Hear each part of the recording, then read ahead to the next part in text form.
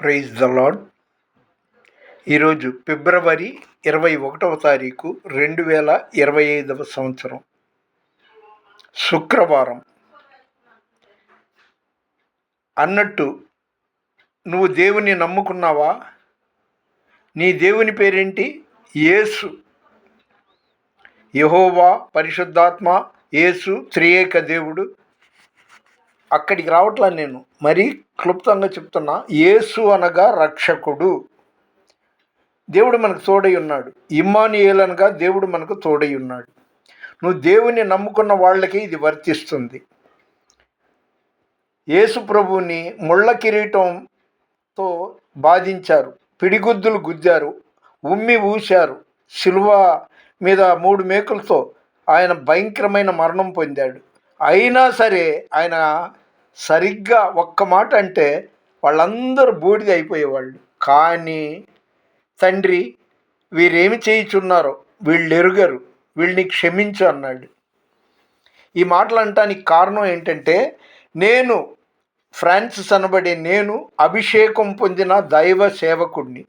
దేవుని ధ్యాస, ప్రార్థన, నాకంటే ప్రార్థన, పాటలు, వాక్యం ఇవే ఇష్టం.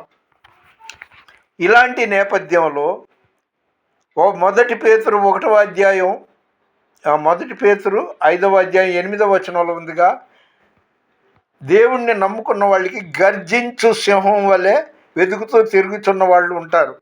ఇంకెవరు? అపవాది, ఇబ్లిష్.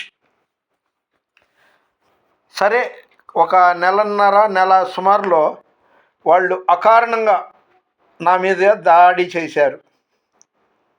ఆ రోజు మా పిల్లలు కూడా ఆ దరిదాపులే ఉండడంలో నన్ను, నువ్వు దేవుని సేవకుడివి, అభిషేకింపబడ్డవాడివి, ఎవరు ఎన్నన్నా కూడా నువ్వు సైలెంట్గా ఉండు, పట్టించుకో, మాకు దేవుడే చూసుకుంటాడు అని నా దగ్గర మాట తీసుకున్నారు.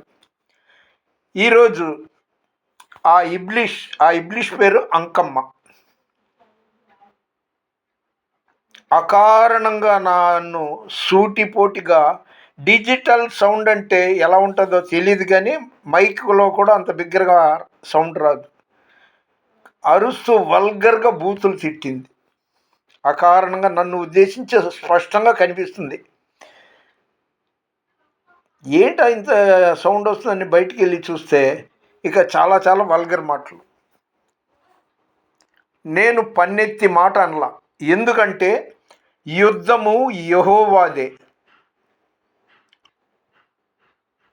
కాసేపు అలా మౌనంగా ఉన్నా. నా పిల్లలకి మాట ఇచ్చా, నువ్వు వయసు పైబడుతున్న వాడివి, దేవుని సేవకుడివి, ఎవరు ఏమన్నా పట్టించుకో, మాకు దేవుడే చూసుకుంటాడు అని చెప్పారు కదా. సరే, వాగ్దానం దేవుడు ఏమని చేశాడంటే, యెషయా 30:15వ వచనంలో, మీరు ఊరకుండి నమ్ముకొనుట వలన బలము పొందుదురు. నేను బలహీనుణ్ణి కాదు, పౌలు గారే అన్నాడు, when I am weak then I am strong. ఎప్పుడు నేను బలహీనుడను అప్పుడే నేను బలవంతుడిని. కాబట్టి యేసు నాలో ఉన్నాడు, యేసు నాతో ఉన్నాడు. నాకు ఇంకెందుకండి భయం అనేది నాకు లేదు. నాను యారుకోం భయపడ మాటే, మై కిసేబి నై డరేగా, I am daring dashing, Jesus Christ is my saviour, my real God. అయితే దేవుడు వాక్యం ద్వారా వెంటనే మాట్లాడాడు. రోమా 8వ అధ్యాయం 31వ వచనం, రోమన్ చాప్టర్ 8:31 వర్డ్. ఇట్లుండగా దేవుడే మనకు తోడుగా ఉండగా మనకు విరోధి ఎవ్వడు అని. అదేవిధంగా రోమన్ చాప్టర్ 16:20లో కూడా సమాధానకర్త అయిన దేవుడు సాతాను అంటే దెయ్యం ఉండేదే, ఇబ్లిష్, సాతానును మీ కాళ్ళ క్రింద శీఘ్రముగా చితక దొక్కించును అని. ఇంతటి బలమైన నిజమైన వాగ్దానాలు చేసిన దేవుడు ఎంతైనా చాలిన దేవుడు, ఆయన నమ్మదగిన దేవుడు. కాబట్టి నేను ఎవరికీ భయపడను, ప్రశాంతంగా నవ్వుకున్నాను. నన్ను ఉద్దేశించి చాలా స్పష్టంగా, చాలా బిగ్గరగా మైక్లో అరిచినట్టు అరుస్తూ ఆ శాలితే అరిసేటప్పటికి నేను పన్నెత్తు మాట మాట్లాడకుండా సైలెంట్గా ఉండి కాసేపు పాట పాడుకున్నాను. ఏం పాట? యోర్దాను ఎదురైనా ఎర్ర సంద్రము పొంగి పొర్లినా, యోర్దాను ఎదురైనా ఎర్ర సంద్రము పొంగి పొర్లినా, భయము లేదు జయము మనకే, భయము లేదు జయము మనకే, విజయ గీతము పాడెదము, విజయ గీతము పాడెదము, హోసన్నా జయమే, హోసన్నా జయం మనకే, హోసన్నా జయం మనకే. తుది మాట నిర్గమకాండం 14వ అధ్యాయం 14వ వచనం. యుద్ధము యెహోవాదే. మనం వేడుక చూస్తూ సైలెంట్గా ఉందాం.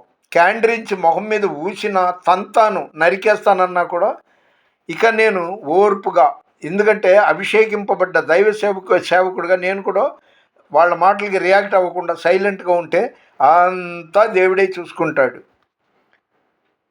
కాబట్టి ఒకవేళ మీలో ఎవరికైనా ఏంటి వాళ్ళు అనవసరంగా నన్ను అలా అంటుంటే నేను చూస్తూ ఊరుకోవాలా, నేను అన్ని మాటలు పడాలా అని అనుకోమాకండి. నిజంగా మీరు దేవుని యందు భయం భక్తి ఉన్నవాళ్ళు వదిలేయండి. యెహోవా ఈరే అంటే దేవుడే చూసుకుంటాడని, అప్పుడు ఆయన కార్యం జరుగుద్ది. మన వినికిడిలో దేవుడు ఈ కొన్ని మాటలు దీవించునుగాక. దేవుని పరిచర్యలో Ratnam Francis, man of God. God bless you.